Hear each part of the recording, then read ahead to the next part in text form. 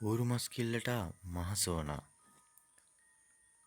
මං ඉන්නේ ශ්‍රීපාද කිට්ටුව.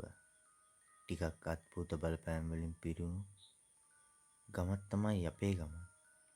ඔන්න දවසක් ශ්‍රීපාද යන්න කියලා හිතාගෙන සෙට් එකම ලකලෑස්ති වෙලා ගමන යන්න පිටත් වුණා. අපි ගමන පිටත් වෙද්දි ඉර අවරට ගිහින් මුළු පළාතම අඳුරින් වෙලාගෙන. කොහොම හරි ගෙදරින් පිටත් වෙද්දි රෑ 8 විතර ඇති ඔන්න. දැන් සෙට් එකම යන්න පිටත් වුණා. අපේ සෙට් එකේ හිටියා 5 දෙනෙක්. ඔන්න ඉතින් පාට බහැලා බලාගෙන හිටියා. බස් එකක් නැහැ. කමක් නැහැ. පයින් යමු කියලා කට්ටියම කිව්වා. මං නම් ටිකක් බයයි. පයින් යන්න තියෙන්නේ ලොකු ෆයිනස් ගස් වනාන්තරයක් මැද්දෙන්.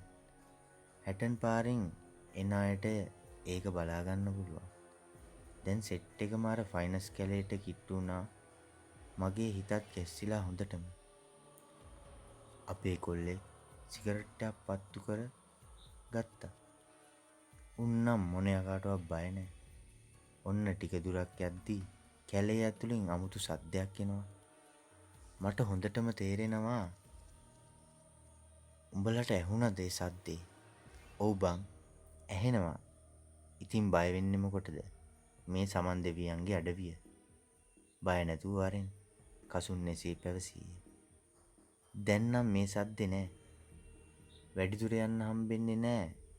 උසමුස මහත කවුරු හරි පාර මාරුණා කියලා ෂුවර් දැන් නම්. ඇරුන් හිතත් ගැස්සුණා.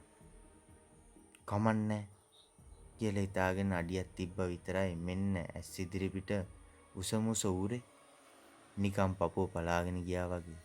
ඒ මදිවට තව ටිකක් ඉස්සරහින් මෝහිනී ඇල්ල. ඉතිබිසෝ ගාතාව කියා ඉස්සරහට ආවා. දැන් ඇල්ල ගාව. මට නම් යන්න හිතෙන්නෙම නැහැ. ඔන්න ඉතින් දැන් ඇල්ල ගාව ඔතනින් පිරිමියාට රෑ වෙලා යන්න එපා කියලා තියෙනවනේ. වෙලාව බලද්දි දැන්ටමත් නැති 11:30ට විතර වෙලා. නිකන් වගේ ඇල්ල බැලුවා. සුදු ඇඳුමින් සැරසුණු ගෑනු කෙනෙක් අපි දිහා බලාගෙන ඉන්නවා. මගේ කකුල් දෙකත් එක්ක ගැහෙනවා. මෙන්න එකපාරටම අර ගෑනු කෙනා ඇල්ලෙන් බිමට පැන්නා. අපි සෙට් එක මෙතනින් සීයේද්දී හිටියේ කඩමණ්ඩියේ මාමලා ගෙදර.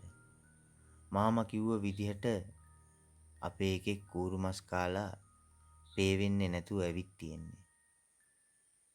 ලොකුම ලොකු පිනක් නිසයි බේරලා තියෙන්නේ. අර ඌරෙක් විදියට ඇවිත් තියෙන්නේ මහසෝනා. අර ගෑනු කෙනා මෝහිනී ශ්‍රීපාදයක් දීප්පේ වෙලා යන්න ඕනේ. නැත්තම් මේ ටික තමා අපේ ගමන්ට බාධා කරන්නයි ඇවිත් තියෙන්නේ. එතෙන්නුත් ගිහින් තිබුණා නම් අපේ එකෙක් ඉවරයි කියලා කිව්වා.